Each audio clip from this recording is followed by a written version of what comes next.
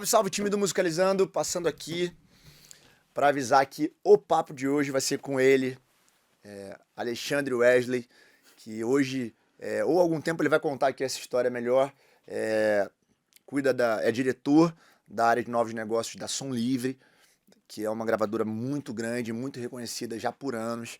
Então ele vai poder trazer um pouquinho dessa visão. Muito obrigado pelo papo, por ter vindo, por ter topado estar aqui numa... A gente grava sexta de manhã, né? Pra quem trabalha com música é sempre mais difícil. Mas muito obrigado, cara. Eu que agradeço, Rafael. Foi um prazer estar aqui. Acompanho o teu canal, vejo Legal. muita coisa bacana, muita gente bacana aqui. Fico até apreensivo porque o nível aqui é sempre muito bom. Que isso, cara. Pô, aqui Acabei de ver o que você fez com o Grupo Onda, muito legal, nossa turma. eles são cracaços. Craque, nota 10 ali, pessoal. E uma galera muito nova também, né? Pelo que a gente estava falando aqui anteriormente, também é dessa vertente, né? De um novo mercado, né? Isso é muito legal. Cara, seguinte, a gente começa o nosso papo sempre falando um pouco da história do convidado, porque eu acho que a melhor forma das pessoas que estão em casa se conectarem é através do storytelling, né? O ser humano sempre gostou muito disso, de histórias. E aí eu queria que você contasse um pouco, de maneira resumida aí, a tua trajetória na música, antes da música, né? Como você chegou na música. Porque o nosso podcast ele não é um podcast mainstream, ele não é algo que a gente queira ter dezenas de milhares de visualizações, ele é muito mais para educar e informar pessoas que querem viver de música.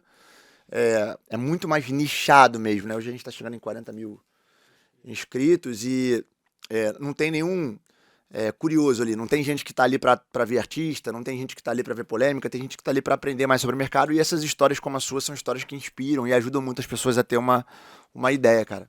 Muito bem-vindo. Obrigado. Olha, primeiro, pô, adoro a tua plataforma. Que legal. Não é só uma plataforma para contar histórias que você está falando. Eu sempre, quando eu vejo você falando, eu entendo esse desejo de ensinar, de educar, que é uma coisa que a nossa indústria precisa, sempre precisou muito, sempre teve pouco, né? A formação do lado de fora, a gente para poder contar como se faz, o que significa. Eu vi a entrevista que você fez com o Klein, com o Marcel Klein. Uhum. Muito legal, porque, pô, conta ali um pouco de como é que funciona, né, cara? Uma coisa que é um mistério para um monte de gente. Muita gente que está em gravadora não sabe como é que funciona de verdade uma editora, a questão dos direitos autorais, enfim, os direitos conexos, como é que se paga autor, o que é autor, como é que funciona isso. Então é muito elucidativo, é muito legal.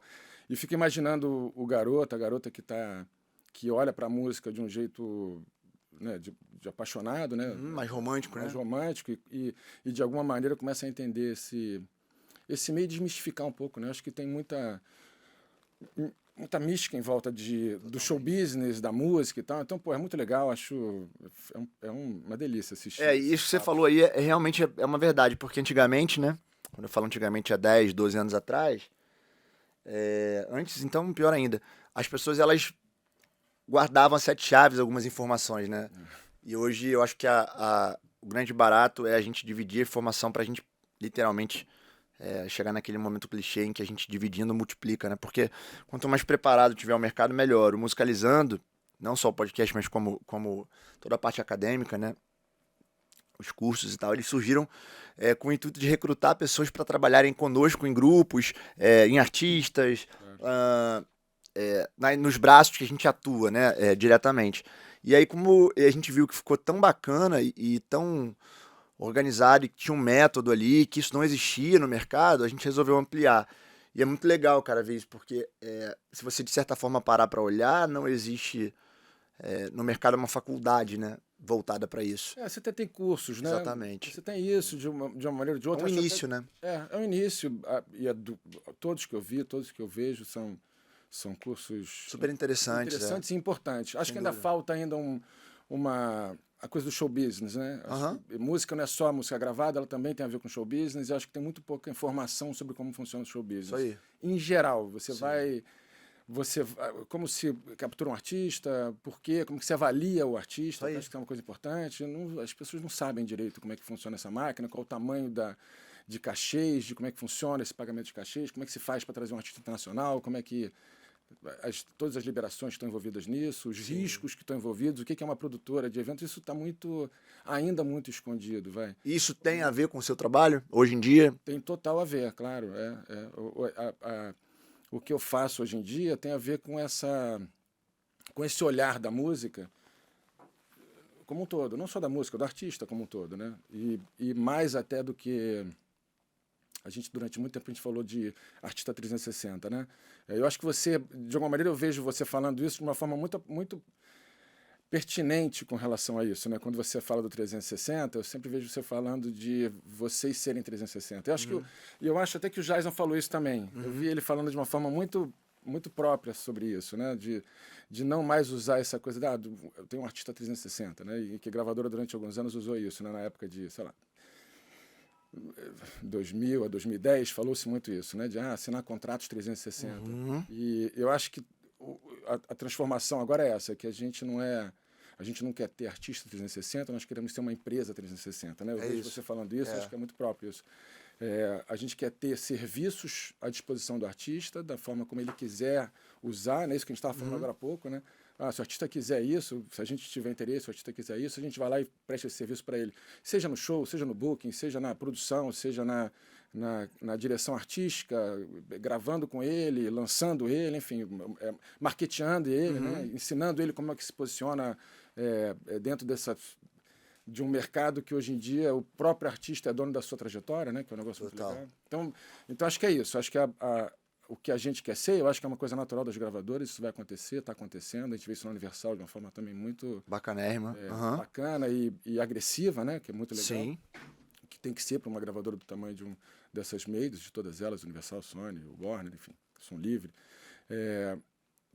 da gravadora querer tomar essa direção, né? De verdade proporcionar para o artista um serviço 360. Então, quando a gente fala de serviço 360, a gente está falando da área que eu estou trabalhando hoje em dia com a Som Livre, né? Que bacana. A gente tem um cardápio de serviços para que o artista, de alguma maneira, possa escolher o que ele quer fazer, como ele quer ser tratado na gravadora, que parte que ele pode dividir com a gente e nos usar para se desenvolver, né? Eu acho que esse é o desejo das gravadoras, isso vai crescendo, acho que daqui a pouco isso vai ser uma coisa até mais natural em todas as gravadoras, é inevitável quando a gente olha para a música, quando a gente olha para artista, ainda mais num mercado que está turbinado, né? A gente sabe disso, um mercado que vai crescer muito ainda, está crescendo, está muito forte. Eu acho que é natural a gente olhar para o todo e, de alguma maneira, estar participando do todo, desenvolvendo o artista como um todo, né? Esquecer essa coisa só de, eu só cuido da parte gravada do artista. Isso sem dúvida, né? Isso sem dúvida. O artista ele já não é mais isso, né? Só isso, né? Inclusive, o próprio artista, não estou falando nem do artista como marca, eu estou falando do artista indivíduo mesmo, ser humano. O artista que hoje não entende do seu negócio, ele é um artista que está muitos anos atrasado, né? Você pode até querer delegar, você pode e deve delegar, porque senão você não faz o que você nasceu para fazer, né? Que é estar no palco, cantando, compondo, tocando, produzindo som, né? A tua arte, mas você precisa também entender do todo, e isso daí é uma coisa que cada vez mais é latente. Se você fizer uma análise do que funciona no mercado, de maneira geral, você vai sempre ter uma interseção dos artistas que fazem... eu não digo nem a sua própria gestão, porque isso acho que é exagerado, mas participam ativamente da sua carreira. Mas, cara, conta um pouquinho aí, volta aí no tempo um pouco, conta como é que você veio parar aqui que eu falo, né, na Som Livre, qual é a tua história dentro do mercado da música, até para inspirar e fazer com que as pessoas que estejam em casa entendam que a música hoje em dia não é só aquilo que você imagina no primeiro momento, né? Eu tenho muitos amigos que começaram querendo ser músico, tocar, cantar, e hoje com esse leque de possibilidades novas que o universo digital nos trouxe, estão trabalhando no universo da música, do show business, e muito feliz do negócio da música. Eu queria que você contasse um pouco lá de trás, como é que você chegou aqui, como foi essa história toda aí. Vamos lá. Cara, nada demais. Eu sempre gostei de música, né? Eu sempre gostei de música, tinha uma relação com música que tem a ver com identidade, né? A música sempre, de alguma maneira, moldou minha identidade. Eu sou da época do punk, do new wave, enfim, eu passei por todas essas fases, e todas essas fases, de alguma maneira, me abasteceram, criaram essa minha identidade, A música, de alguma maneira, teve a ver com a minha identidade, mesmo quando eu não percebia isso é muito importante, né? Porque, normalmente, quem lida com música quase sempre já bebeu dessa fonte, né? Mesmo que não saiba, né? Exatamente, essa é a parada. Essa é a parada. Eu ligado ali no começo. Para mim não foi diferente. Enfim, como um monte de garoto, eu tinha na música uma parte da minha identidade. E E entrei da forma mais simples do mundo, né? Entrei para a faculdade, no primeiro semestre da faculdade, quis procurar um emprego, qualquer emprego, não tinha uma visão do que eu queria fazer comunicação na PUC. E já no primeiro semestre, eu tinha 17 anos, eu fui atrás do CIEE. Ainda tem, Centro de Integração Escola-Empresa. Rumor de lá da PUC, Pois é, né? Ainda existe, né? Pois é formidável, porque eu não sabia onde procurar emprego, não tinha muito contato de ninguém. E aí tinha lá, uma das opções era a Warner, estágio na Warner, né? Então foi isso. Em 85 eu fiz um estágio na Warner. Maneiraço, pô. E o meu estágio era... Eu era promotor de loja. Na época tinha loja de disco, vinil. Sim, era vinil, né? Vinil e cassete. Trabalhando Entendi. Eu ia na loja levar discos promocionais para os compradores das lojas. Tinha um monte de loja aqui no Rio de Janeiro, no centro da cidade. Putz, era cheio de loja de disco. E eu levava o disco promocional, o artista que a gente estava lançando, né? Mostrar pro cara e tal. Mas principalmente eu fazia era vitrine. Eu levava pôster, levava capa de disco, grampo, durex. Eu chegava na faculdade com esse negócio todo, o pessoal me sacaneava o tempo todo.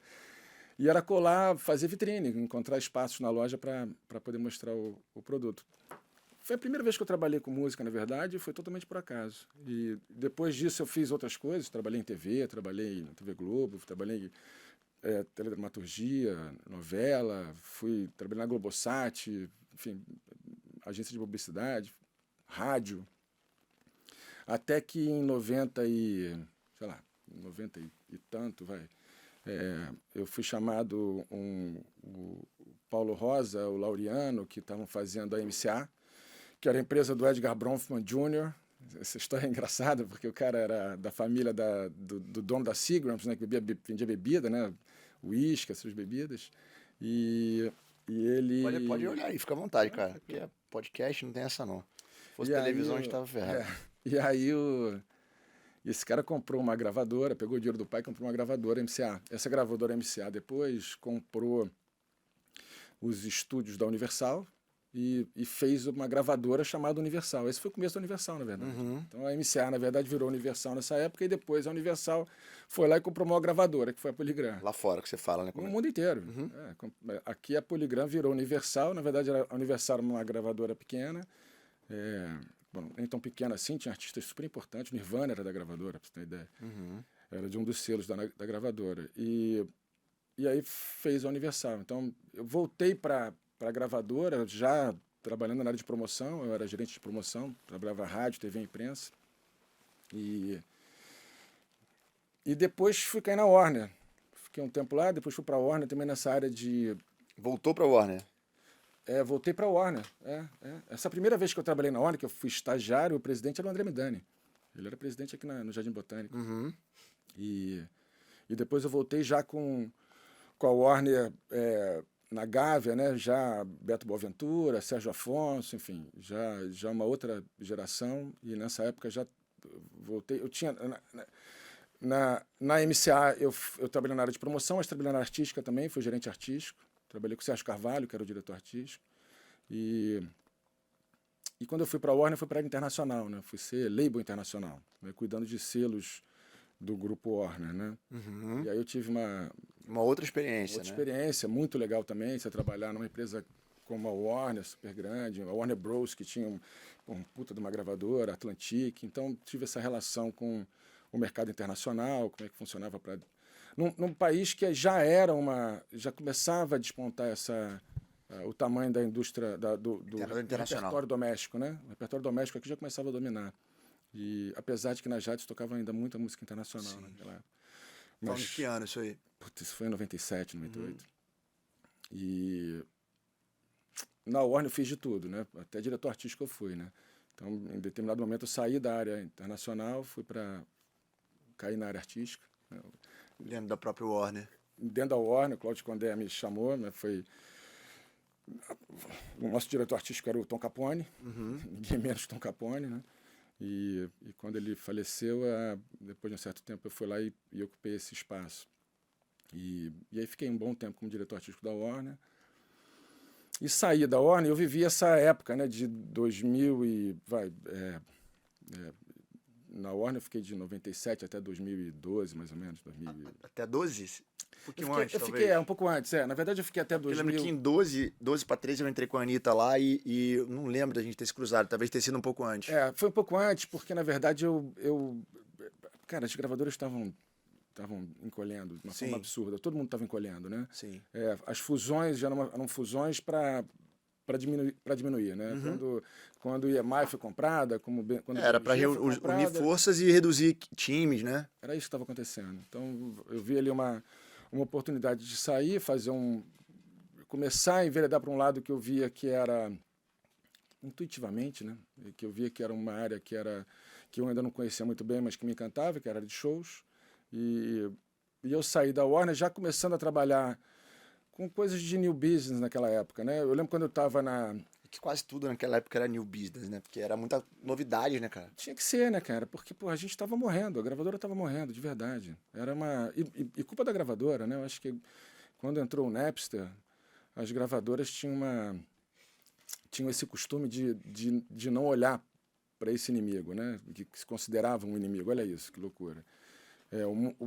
A pirataria digital pegando fogo e as gravadoras não estavam olhando para isso. De alguma maneira estavam prestando atenção achava que isso era uma coisa de polícia. A pirataria naquela época era uma coisa de polícia. Tanto que em algum momento, nessa época, 2000 e alguma coisa, eu lembro bem disso, a pirataria digital, a pirataria física já tinha destruído uma boa parte do negócio, Mas a pirataria digital estava pegando fogo. E em algum momento, a Warner fez uma pesquisa, que eu acho super emblemático, porque fez uma pesquisa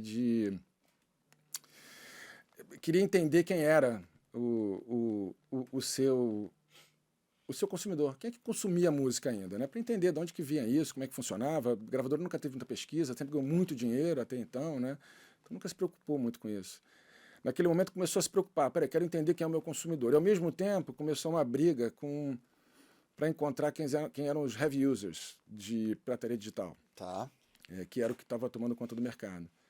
E querendo pegar os heavy users, processar esses heavy users, já que não conseguia processar os canais, porque era tudo peer-to-peer, então foram atrás dos heavy users, estavam querendo ir atrás dos heavy users. E aí, quando chegou o momento, eles casaram essa pesquisa e descobriram que os heavy users de internet naquela época, de pirataria digital, eram os mesmos caras que consumiam a música paga ainda, né? Que ia para a loja de disco, comprava CD, comprava DVD. E, na verdade, pirataria digital não tinha nada a ver com roubo, não tinha nada a ver com o fato de ser de graça, tinha a ver com experiência.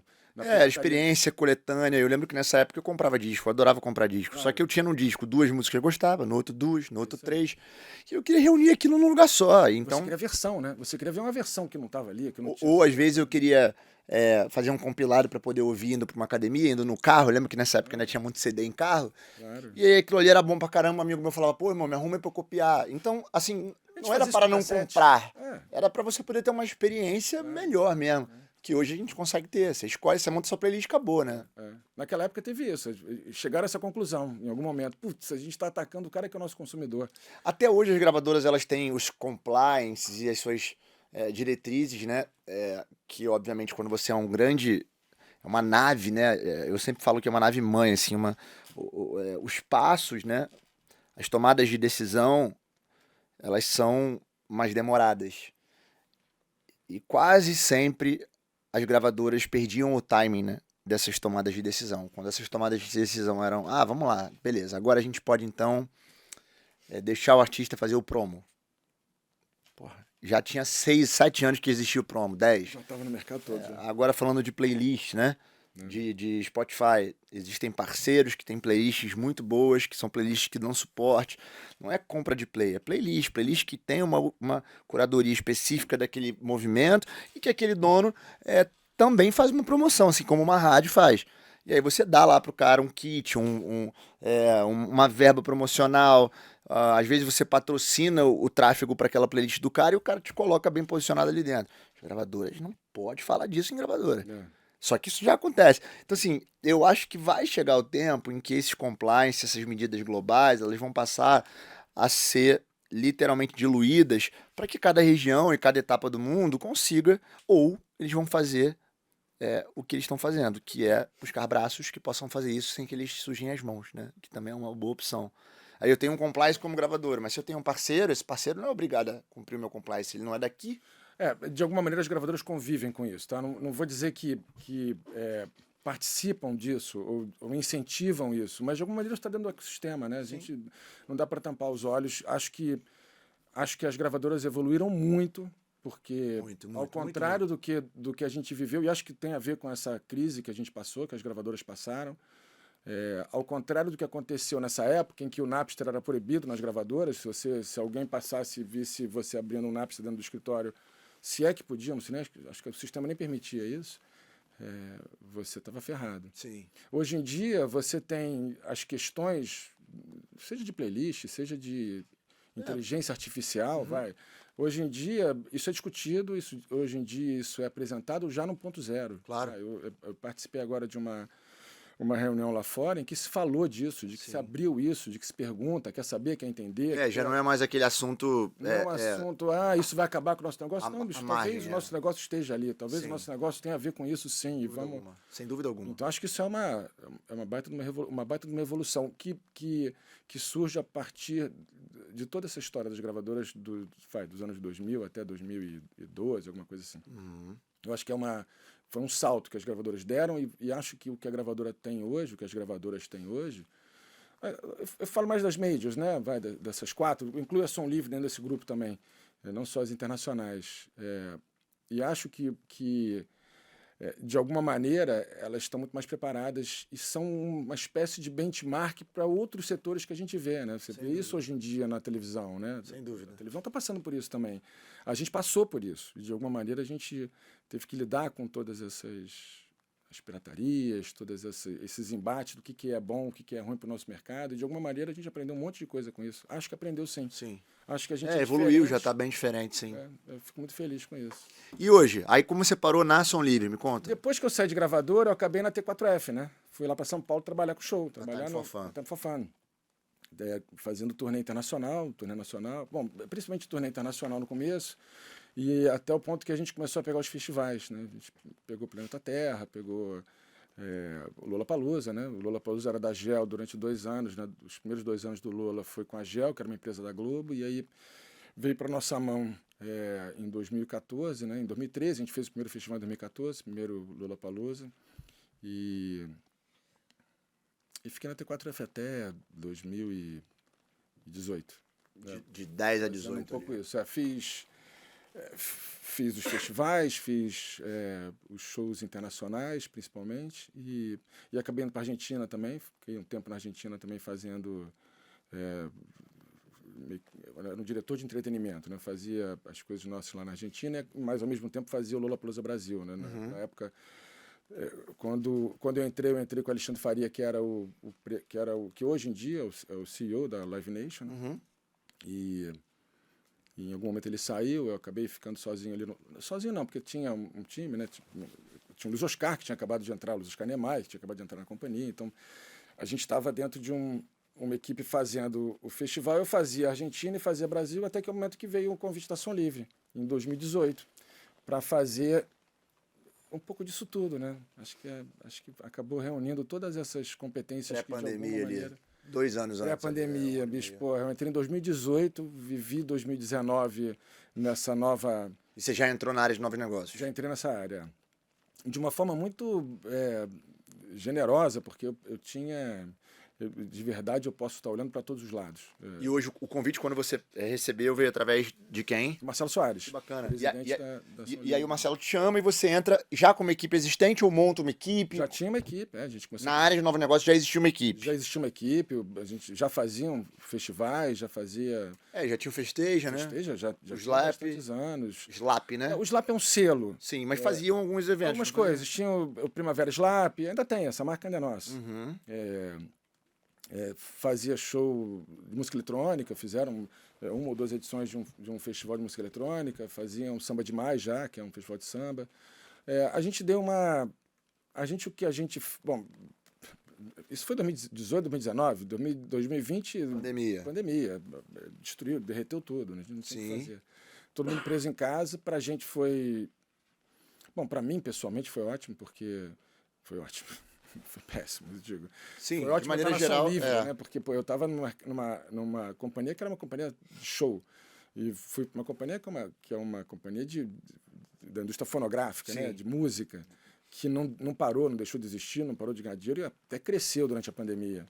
Então, mesmo eu dentro de uma área que estava ligada à experiência ao vivo, principalmente, e a gente não fez um show durante a pandemia, né? Durante pelo menos 2020, foi voltar a fazer show no final de 2021 com aquele distanciamento. A gente fez um show de distanciamento, um Samba Demais, depois a gente fez um Festeja no meio da Omicron, né, quando surgiu, a gente tomou na testa um... Eu lembro que vai, não vai, abre ou não abre aí, né? Foi uma desgraça, mas funcionou, foi ótimo, foi um baita de um festival que a gente fez com a Live Nation. A Live Nation foi nossa parceira nessa.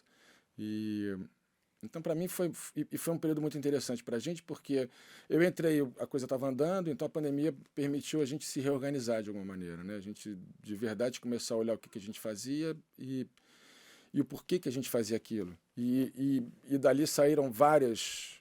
É isso que eu ia te perguntar. A área de novos negócios não se resume só a shows, né? Não.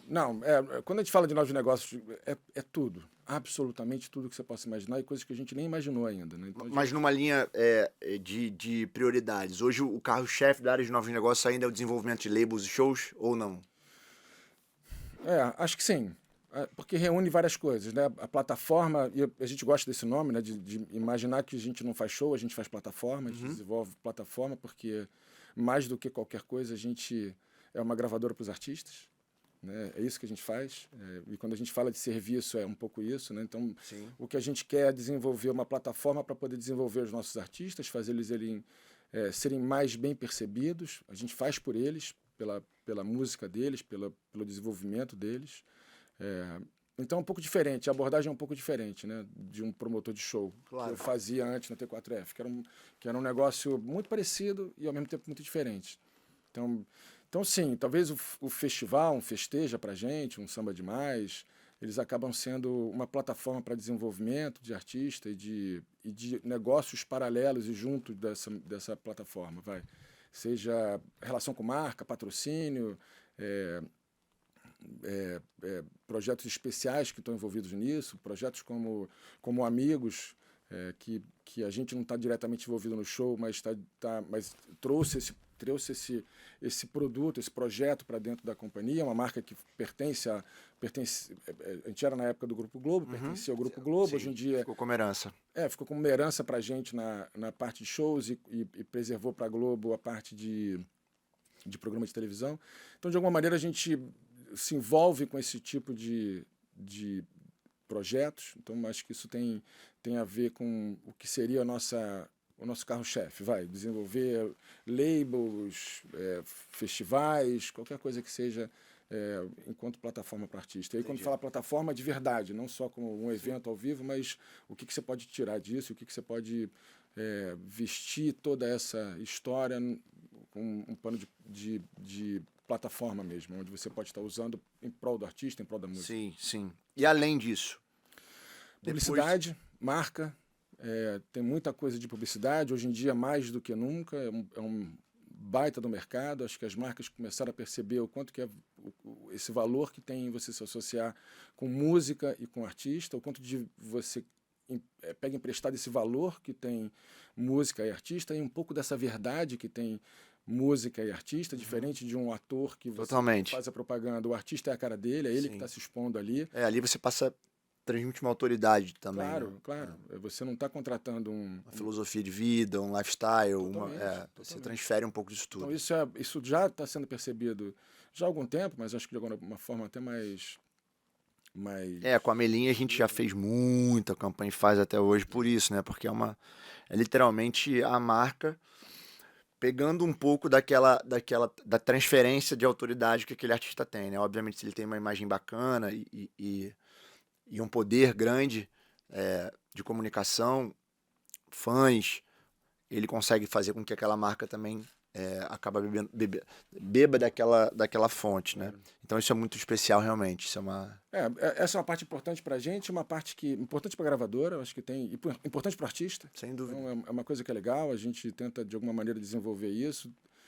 trabalhar junto, entender, explicar para o artista, de alguma maneira também ensinar o artista a se comportar com relação a essa relação com marcas, né? Alguns artistas precisam disso, outros já são bem maduros, a gente acaba participando mais tangencialmente. Hoje vocês cuidam de quantos artistas lá? Ou na tua área, por exemplo, você dá foco diretamente para quantos artistas? Todos os artistas. Todos da casa, tá? Todos da casa têm acesso a essas ferramentas que a gente tem à disposição, seja os festivais, seja...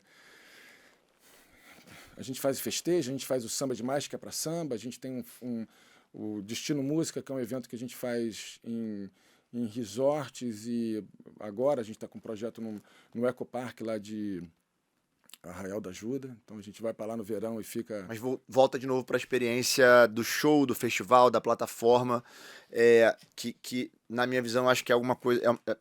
tá ficando muito claro para mim que é uma das coisas mais importantes do que vocês hoje estão, no momento, colocando em prática, né? Óbvio que devem ter coisas novas no nascedor ali, devem ter coisas novas que vocês estão planejando, mas hoje, pelo que eu estou entendendo, esse é o principal trunfo dentro da área de novos negócios, hoje. Talvez seja o que chama mais atenção, né? Agência. A gente quer ser uma agência. Publicidade. Não, agência para artista. Existe uma... Bom, você sabe bem disso, cara. Lá fora, existe uma divisão muito clara entre o que é um empresário e o que é a agência. Booker, que você está falando. Agência de booking, agência de talento.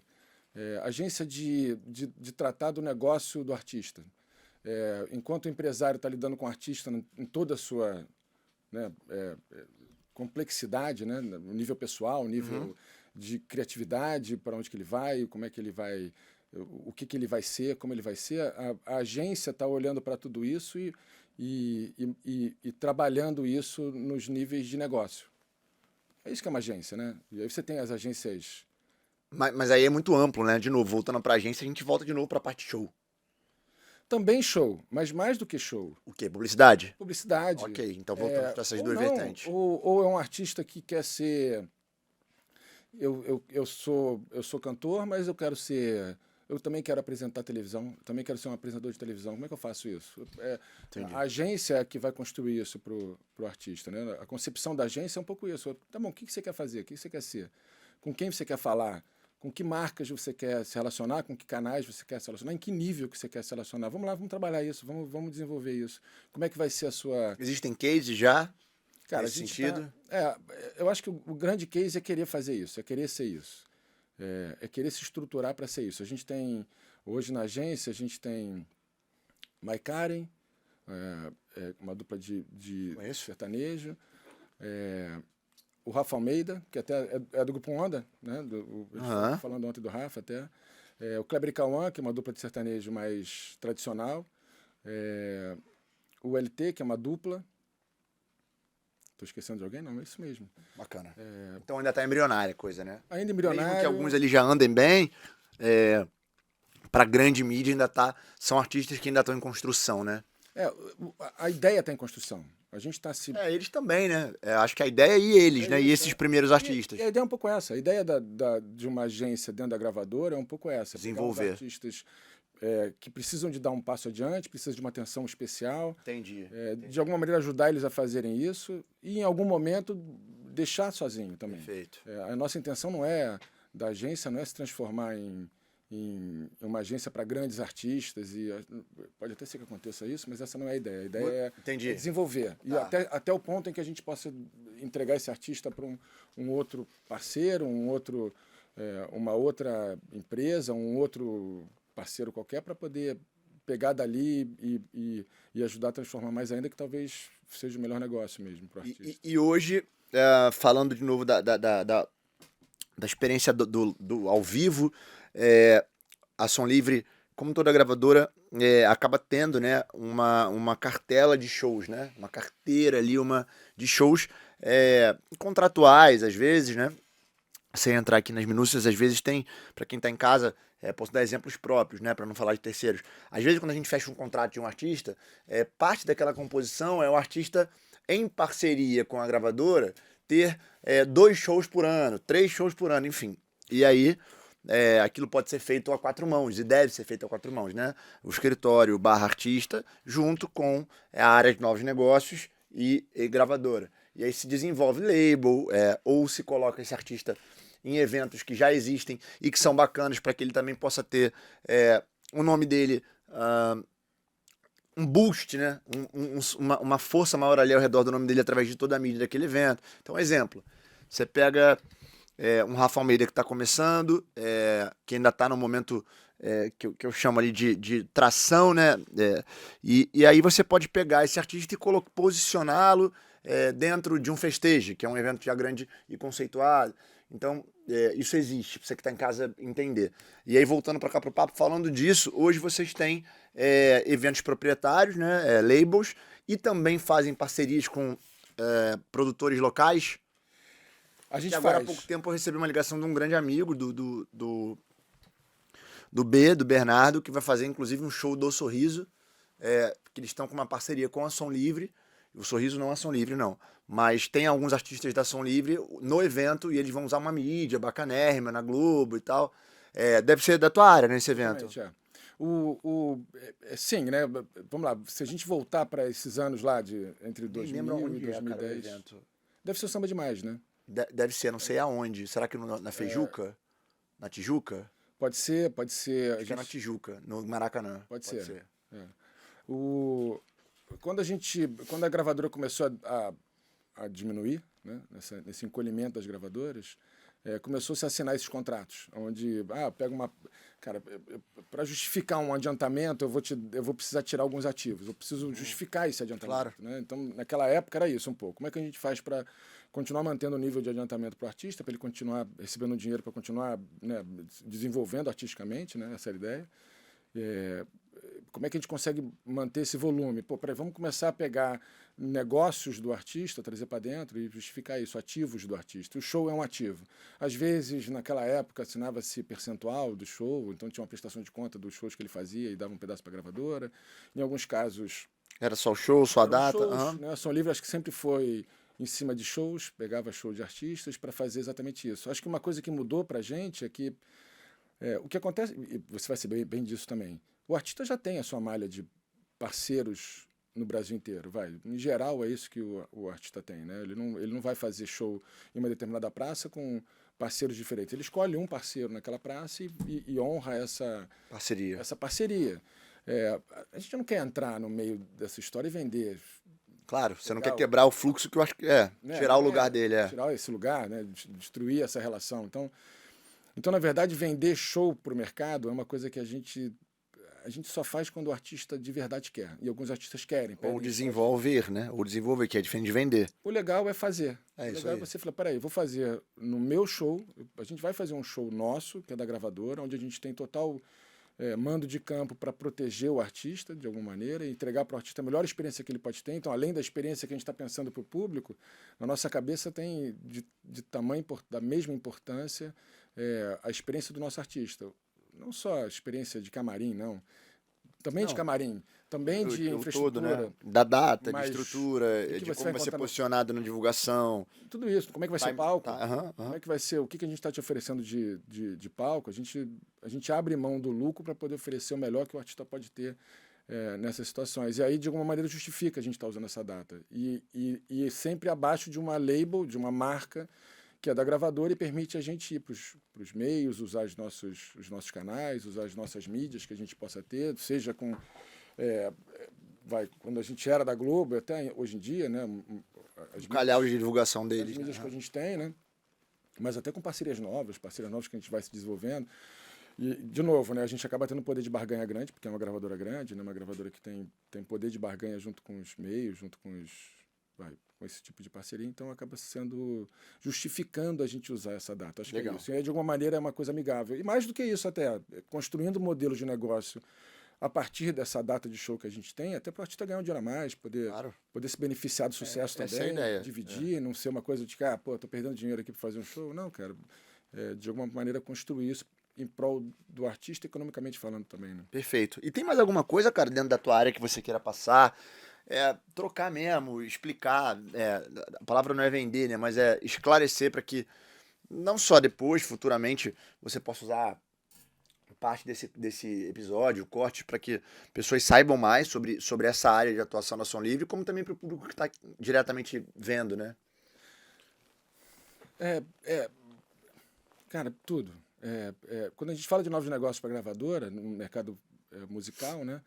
É, coisas que a gente nem sabe ainda, né? A gente estava... E aí agora, olhando para a realidade atual da Som Livre, né? Onde a gente faz parte do Grupo Sony, que é um grupo gigante, que hoje em dia já se consegue enxergar a Sony não só como braço musical, que é o braço mais importante desse grupo, mas todas essas os estúdios da Sony Pictures, o que é uma Sony Pictures, o que é a Sony Tecnologia, de alguma maneira você poder acessar isso tudo, acho que está começando a existir esse tipo de essa mentalidade dentro de um grupo como esse. Um grupo gigante, que tem de tudo. Outro dia me vi pegando, falando de holograma, com um cara que é da Sony Pictures em Los Angeles, que fica no subsolo lá dos estúdios, só pensando em coisas diferentes de tecnologia, um japonês geek louco que fica lá escondido. Até brinquei com ele, assim, pô, você parece o Morgan Freeman do Batman, bicho. Os caras, você vai aqui, abre uma gaveta, sai uma coisa diferente. E de alguma maneira a gente já podendo acessar isso, né? Para poder enriquecer evento, produto, experiência de alguma maneira, né? Então qualquer coisa que se imagina hoje em dia que tem a ver com a música, e música tem a ver com um monte de coisa, né? A gente está agora conversando sobre... Estamos bem próximo de fazer alguma coisa com relação ao merchandising, oferecer esse serviço para os artistas também, que é uma outra virada de chave, né? A gente, de alguma maneira, sempre brincou com isso, né? As gravadoras sempre brincaram. A Universal, talvez, um pouco mais por conta da Bravato, né? A Bravato sempre foi uma empresa importante dentro do grupo, mas agora a gente está... A Sony tem a Ceremony of Roses, né? Que é uma empresa gigante também, que também tem uma relação com merchandising diferente. Acho que isso também é uma virada de chave, também faz parte desse novos negócios. Hoje em dia, a gente olha para... conteúdo original, isso tudo que a gente vê nas... Conteúdo original eu acho que é algo que falta muito, né, hoje em dia, em gravadoras. Porque o conteúdo original, quando eu falo conteúdo original, é feito pela própria gravadora, né? Porque hoje vocês dependem muito, quando eu falo vocês, gravadoras de maneira geral, elas dependem do artista para gerar o conteúdo original, né? Isso é algo que na minha cabeça é sempre um pouco confuso, porque você precisa da disponibilidade dele, artista esse que às vezes não tem disponibilidade nem para fazer isso pro próprio trabalho, então acaba talvez criando marcas em que vocês possam comunicar além do que é o artista, como por exemplo mini programas com influenciadores, programas em que vocês possam montar um podcast de vocês, em que vocês possam trazer artistas. Documentários. Exatamente, acho que isso acaba liberando séries. Né? Isso tá começando agora a funcionar bem, a gente vê muito isso, na quantidade de conteúdo. E você, volta mesmo, você fala alguma coisa, acho que nas redes eu vejo você falando direto isso, né? De séries ou de filmes que tem a ver com isso. Essa é uma porta que está abrindo. Às vezes depende do artista, às vezes depende só da vontade do artista, né? Às vezes ele nem precisa participar tanto. O complicado é que às vezes você vê essa geração de conteúdo muito atrelada ao que vai para rede social apenas, né? Então vamos lá, vamos fazer com um artista aqui uma session de 2 horas em que a gente vai gravar 10 conteúdos. Um conteúdo faixa a faixa, um conteúdo não sei o quê, um conteúdo cantando, um conteúdo fazendo algum challenge, algum desafio do momento. E aí você de novo, cerca o artista, né? Eu vejo que falta muito nesse mercado, eu não falo de Som Livre, falo de todas as gravadoras, um olhar para a criação de conteúdo original, para que vocês possam ter braços e não depender de terceiros. Vou dar um exemplo. Melim essa semana está fazendo uma série de podcasts. Foi no Vênus, foi no Pocketcats, foi no Flow outro dia, se não me engano. Então, por que não investir parte da verba da própria gravadora para criar os seus próprios podcasts, ou 2 podcasts, ou algumas playlists proprietárias, isso já é feito, ou uma série documental da própria gravadora, mostrando o dia a dia da construção de um artista, ou uma parte mais acadêmica, em que você possa trazer da fonte novos entusiastas da música que queiram trabalhar com música e já gerando emprego e ao mesmo tempo fazendo com que pessoas do mercado tenham esse olhar para uma determinada gravadora e não para o artista só. Então isso é uma parte que realmente falta demais. A gravadora sempre teve uma certa... um pudor, né, com relação a o que é uma gravadora, né? A gravadora sempre se entendeu a partir do seu artista, né? de alguma maneira a gravadora sempre teve um pudor, né? A gente nunca... E acho que tá certo, né? Ninguém compra disco porque é da Som Livre. Você compra Mas disco isso do aqui tu vira artista. mídia, né? Você precisa do artista, mas no outro aspecto. Você vira mídia, né? Você não tá criando um produto que é só som livre. É um produto som livre com um pouquinho da pitada do fulano que vai ser entrevistado, da pauta que vai ser trazida, do tráfego que vai ser criado, e aí daqui a pouco você tem um ecossistema paralelo aqui andando. É, Igual a Filter, pô. Hoje a total, Filter tem claro. artistas Filter e tem eventos da Filter que tem artistas que não são da Filter. Mas os nossos festivais também. Então, Os idem. nossos, nós somos só os Falando de festivais. conteúdo, é a mesma coisa. Por É a que o mesma coisa. pensamento não é assim? Por que a gente não pode ter. Tô dando um exemplo. Por que vocês não podem ter um podcast de vocês em que vocês vão receber artistas de todas as gravadoras? Por que não? Não sei, pode sim. E por que vocês não podem, com isso, ter um ativo de uma área que vocês hoje brigam para que o artista possa estar? Porque hoje é uma briga estar num grande podcast. E aí você começa a criar o seu próprio ecossistema. Não tô falando você som livre, não. Não, Tô mas falando sim.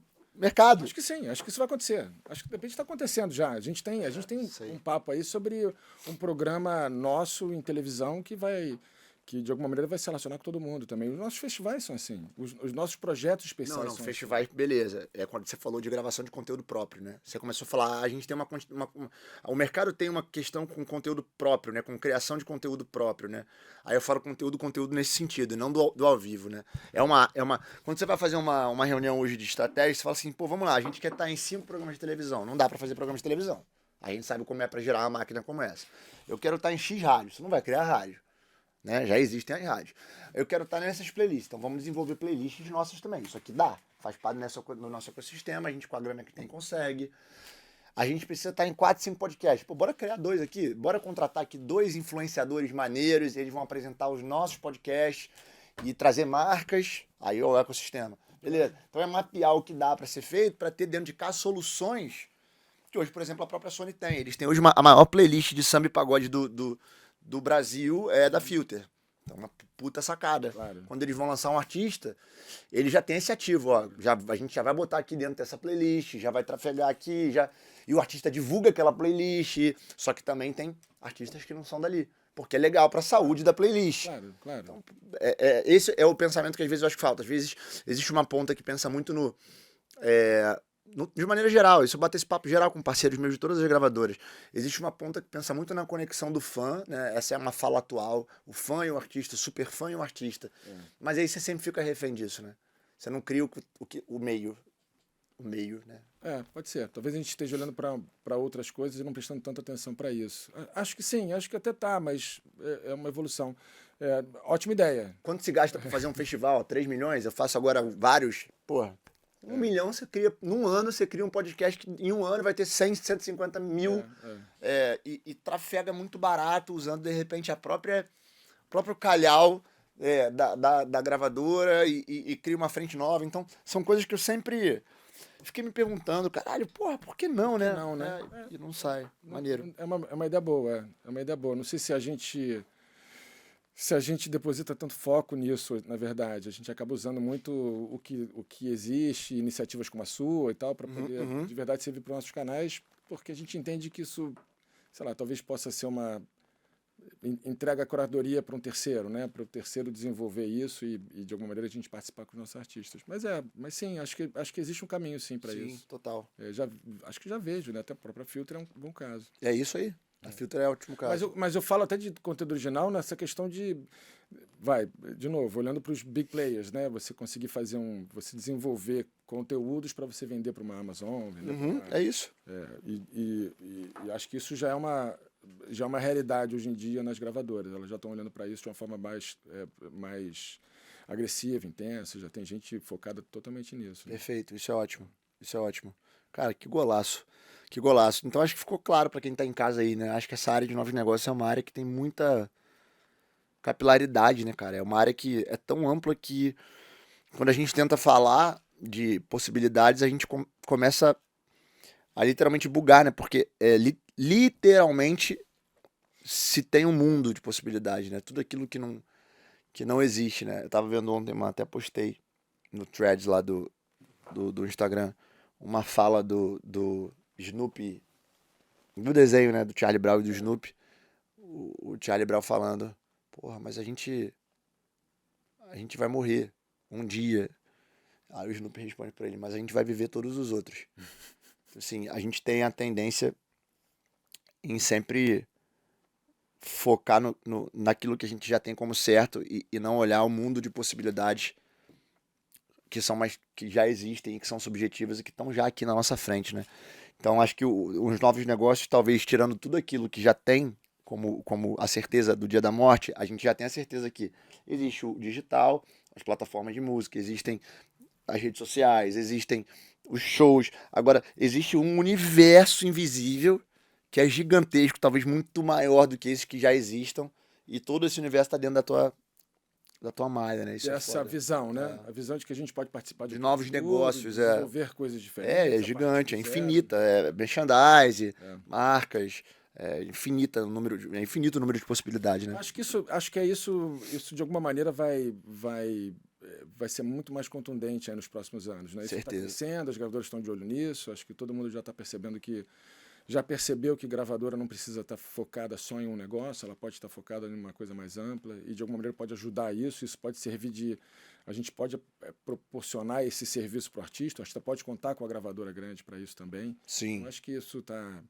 já é uma realidade, então, e um mercado e uma área muito legal de se trabalhar, porque você acaba mexendo com um monte de coisa, né? Você não precisa ser só uma coisinha, né? Totalmente. Então é muito divertido também, você acaba se pegando. A gente passa muito tempo pensando coisas do zero, né? A gente tá fazendo uma parceria com a SRCom agora para desenvolver 2 projetos que é do zero, que nasceu da nossa cabeça, a gente desenvolveu uma ideia e estamos começando e vamos fazer agora no final do ano, a gente já dá um passo diferente aí para uma coisa diferente. Coisas de todos os tamanhos, acho que isso também é muito legal.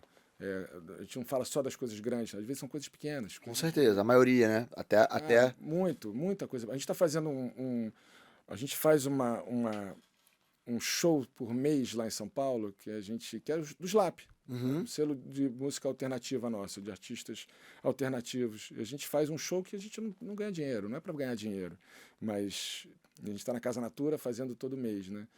E artistas novos, Rodari, Luciuli, Lucas Carlos, Marô, que tocou agora com Silva. para dar oportunidade e fortalecimento de marca. Palco para o nosso artista, palco para a gente interagir com ele, para levar gente poder pessoas levar que possam marcas, ver, levar pessoas que contratam shows, que fazem festivais, de alguma maneira a gente faz essa rapaziada de televisão, de repente bem uma legal, rádio, legal pra caramba. Bem legal, cara, exatamente aquilo que a gente quer ser, né, de plataforma para desenvolver artista, para poder ser palco para o nosso artista. Então, foda, cara. Não importa o tamanho, né? Acho que é isso.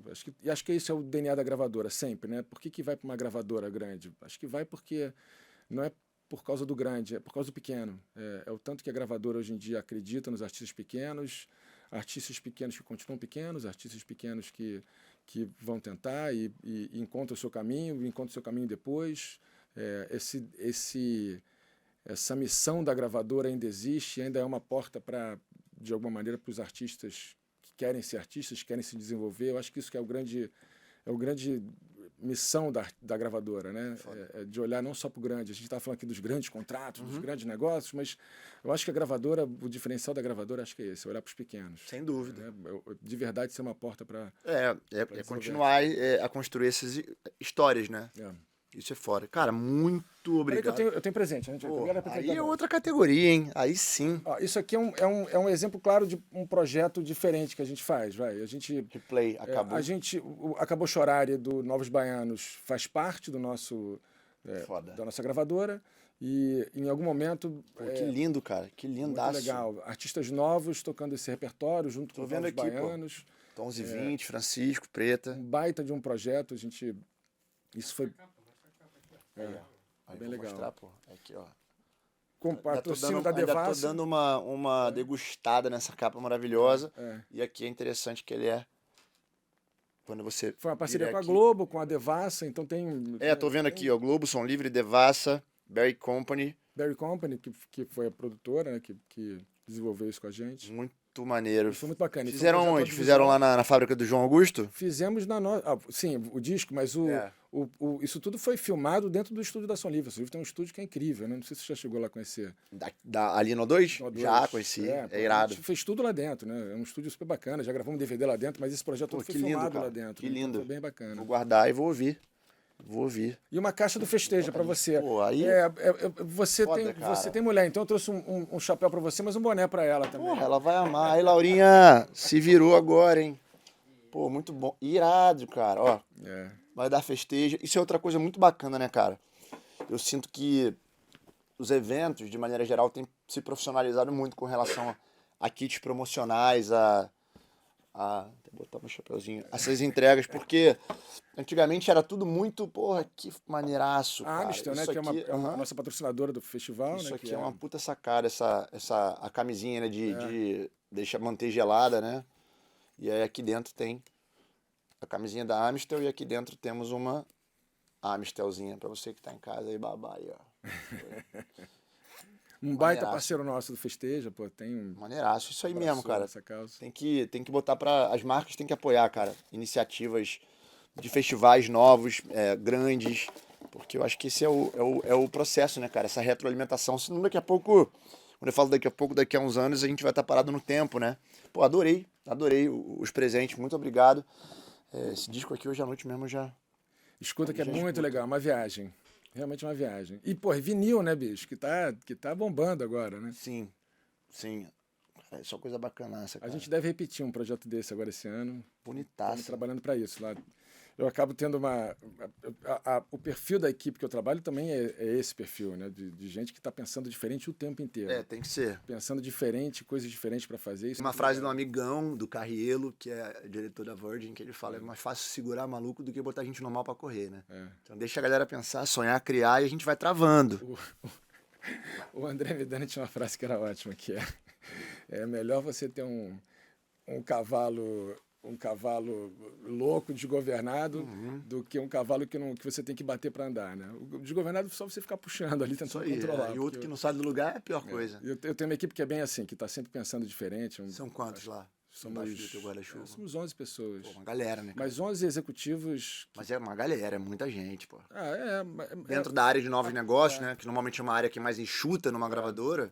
Mas assim, a qualidade é impressionante, assim. Eu nunca trabalhei com uma equipe tão boa, tão focada nisso, tão aberto, com um pensamento tão aberto para coisas novas, modelos diferentes, formas diferentes de se relacionar, uma integridade que também me impressiona o tempo inteiro. Assim. Cara, eu acho que ninguém é nada sozinho, né? E existe e eu acho que eu vejo isso a garotada, né, que entrando em gravadora hoje em dia. Eu acho que tem uma garotada que vai fazer o que vão ser as gravadoras na próxima geração, que vai fazer toda a diferença. Com certeza. Em todos os divisão, sentidos, né? sensibilidade.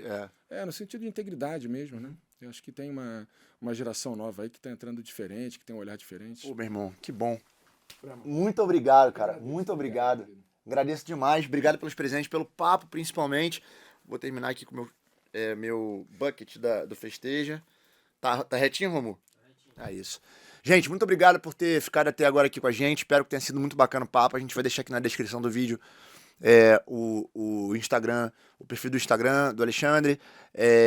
Enfim, e qualquer dúvida, comenta aqui, indica pra alguém. Vai lá no nosso Instagram também. Espero que tenha sido bacana. Muito obrigado mais uma vez. Obrigado, time da Som Livre. A gente se vê. Até.